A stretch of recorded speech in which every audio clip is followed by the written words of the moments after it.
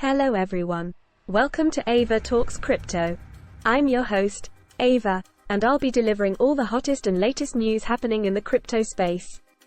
For today's top stories, Republican presidential hopeful Vivek Ramaswamy drafts crypto policy framework. Troubled crypto exchange JPEX applies for deregistration in Australia. Kraken provider BitTrade sued in Australia for offering margin trading product to Aussie customers. Thailand's authorities to tax overseas earnings from crypto traders. For our first-time viewers, Ava Talks Crypto is a YouTube channel dedicated to delivering all the hottest and latest news that affects the crypto world. We also upload daily market report videos for crypto traders and investors to have a closer look at Bitcoin's daily market performance. Before we begin, please support what we do by giving this video a big thumbs up and subscribing to our channel. Don't miss out on the latest news that can help you make sound trade decisions in the crypto market by tapping that bell icon to get notified whenever we upload new videos. If you have friends who can benefit from our videos, hit that share button. Lastly, we want to know what you think, so don't forget to leave a comment. Now, let's move on and discuss today's headlines. To kick things off, Republican presidential hopeful Vivek Ramaswamy intends to draft a crypto policy framework. Ramaswamy took the stage at Messeri's Mainnet crypto conference on Wednesday evening and announced his plans to release a comprehensive crypto policy framework by Thanksgiving. During a fireside chat with Messeri CEO Ryan Selkis, Ramaswamy's brief remarks briefly touched on the recent SEC rulings and crypto's role as a disruptor for traditional finance. Ramaswamy also painted a generally rosy picture of blockchain technology while also delivering a scathing indictment of what many assume to be the SEC. During the event, Selkis stated that he'd seen the framework that Ramaswamy was referring to and agreed with the GOP candidate that it's already 75% finished and almost ready.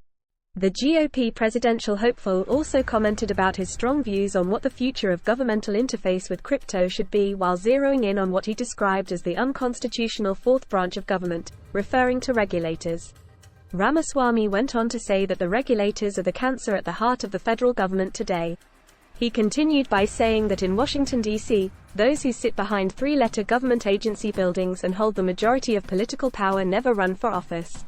While Ramaswamy didn't specify which three-letter government agency it was, many assumed that he was referring to the SEC.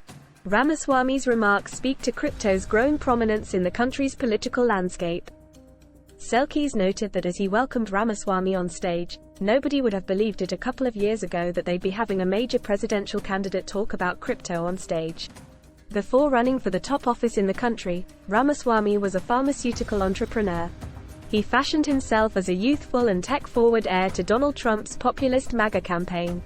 Ramaswamy is even known to be further to the right than Trump on many issues. According to polls released by CNN on Wednesday, Ramaswamy, albeit a newcomer to the political scene, is only second to Donald Trump in the nomination race. Moving on, we have troubled crypto exchange JPEX applying for deregistration in Australia. The Hong Kong Securities and Futures Commission reprimanded JPEX, an unlicensed exchange, for allegedly soliciting more than $128 million from users.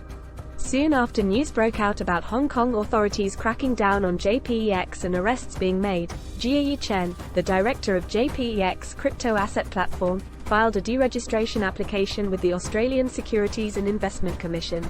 According to the filing, JPEX claims that all members of the company agree to the deregistration. The company is no longer carrying business in Australia, and its assets do not exceed $1,000 Australian dollars. JPEX should also have no liabilities. During the Token 2049 conference in Singapore, which was held on September 13, the JPEX team allegedly abandoned their corporate booth after Hong Kong authorities arrested 6 JPEX employees on fraud charges for operating an unlicensed crypto exchange.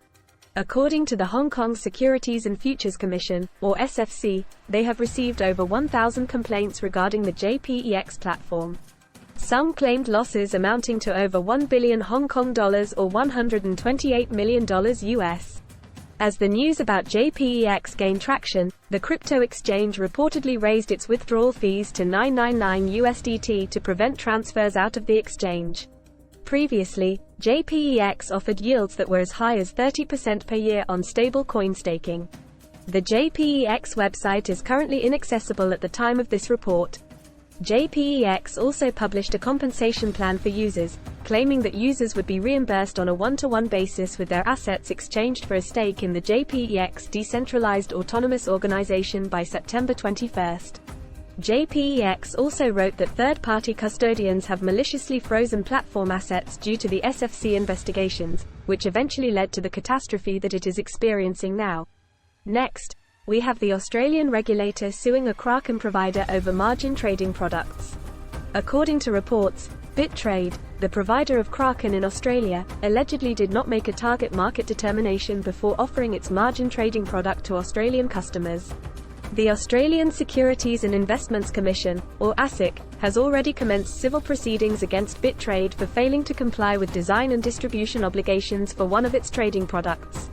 In a statement from ASIC made on September 21, BitTrade failed to make a target market determination before offering its margin trading product to Australian customers. In Australia, design and distribution obligations are legal requirements for firms that offer financial products. The obligations have very specific requirements for firms to design financial products that meet the predetermined needs of customers and then distribute them by way of a targeted plan. ASIC claimed that since the introduction of design and distribution obligations in October 2021, there were at least 1,160 Australian customers who used BitTrade's trading products and had incurred a total loss of approximately $8.35 million. ASIC stated that they have already notified BitTrade of its failure to comply with the obligations in June 2022. However, BitTrade allegedly continued to offer the product without ever meeting the requirements. The mentioned product is BitTrade's margin extension service, which allows customers to receive an extension of credit up to 3 times the value of the assets they use as collateral. According to ASIC, the product is basically a credit facility, as it offers customers credit for use in the sale and purchase of certain digital assets on the Kraken exchange. According to Sarah Court, deputy chair of ASIC, the proceedings should serve as a reminder to the crypto industry that regulators will continue to examine financial products. This is to ensure that they're compliant and the customers are protected under the Australian consumer protection laws. Kraken and BitTrade have yet to make a statement regarding the allegations. To wrap this up, Thailand authorities will be taxing overseas earnings from crypto traders. Many are wondering if this will impact foreign investment. Thailand has long been the destination of choice among digital nomads with its relatively low cost of living and a loophole in the country's law that allowed overseas income into the country tax-free. Thailand's Revenue Department aims to change this by funding its proposed economic stimulus. Thailand introduced the digital wallet scheme last month to help stimulate the national economy. It was estimated that this cost the taxpayer about 560 billion baht, which is approximately $15,500,000. The new tax rules have 3 specific targets, according to legal experts. This will affect Thai residents trading in foreign stock markets using overseas brokerage firms, crypto traders, and both local and foreign nationals residing in Thailand for over 180 days per year. The policy is targeting Thais who have been exploiting a loophole that allowed them to bring in foreign earnings into the country tax-free after keeping the money in an offshore account for more than a calendar year. The rule will take effect at the beginning of 2024, which will enable Thai authorities to tax foreign income in 2025. Previously, the Thai government allowed foreign income residents to be taxed only when the funds were remitted into Thailand in the same year as they were earned. There are concerns that the new legislation may possibly turn away foreign investors, such as private bankers, who might think that the regulatory environment in Thailand is uncertain. Another concern is that the policy would intensify income inequality in Thailand. The new guidelines, which aim to increase Thailand's revenue by closing the loophole, would potentially complicate the performance of businesses, which will eventually impact foreign direct investments. These are the latest news stories we have for you today. We hope you've enjoyed our video. Again, this is Ava from Ava Talks Crypto. Thanks for watching, and take care.